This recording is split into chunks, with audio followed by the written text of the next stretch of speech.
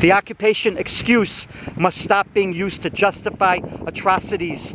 Most countries of the world were formed by conquest, colonizing, occupation, including by the imperialism and conquest not only by Europeans, but also by the Ottoman Empire, Arabs, and others. Countless people in the world live on lands taken from indigenous people that are now occupied mostly by non-indigenous people. No one justifies atrocities against the millions of anti-Israel hypocrites living in the United States, Canada, Australia, New Zealand, and in many other places that live on occupied lands. Yet many insist only the Jews of Israel, who are in fact a true indigenous people, must leave their one small country or face rape, murder, and extermination. Israel has been an established UN-recognized country since 1948. Most Israelis were born on the soil of Israel and nowhere else. The majority population of Israel are Jews that originated from the Middle East and North Africa, where many were ethnically cleansed, persecuted, and forced to flee for their lives to the land of Israel.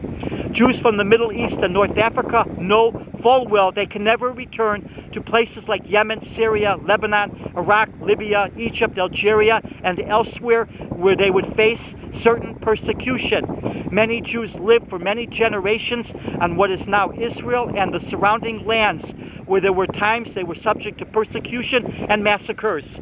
If occupation is used as the yardstick to determine who can be raped and murdered, such as what Hamas and Islamic Jihad did to civilians in Israel on October 7th, then that means Arabs, people of European descent, and many others are fair game for rape and murder if they live on the lands of North America, much of Central and South America, Australia, New Zealand, South Africa, other lands throughout Africa, Asia, and many other places, because all of those lands were taken from indigenous people, most often by violence and force, and are now occupied by non-indigenous settlers. Indigenous people still live in many of these countries. No one in their right mind would sanction indigenous people harming, raping, and murdering non-native people.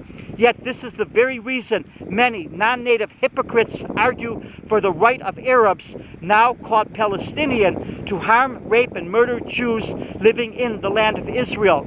Deliberately harming civilians is never right.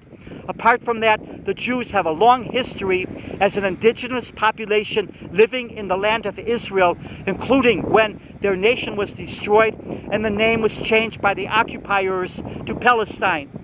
Jewish tribes used to live on the Arabian Peninsula in what is now Saudi Arabia. These tribes were slaughtered, with women and children taken as slaves. Some of the tribes were not slaughtered, but were driven out from the Arabian Peninsula. Many argue that no matter how much time has passed, native people always have a right to kill in order to return to their original lands.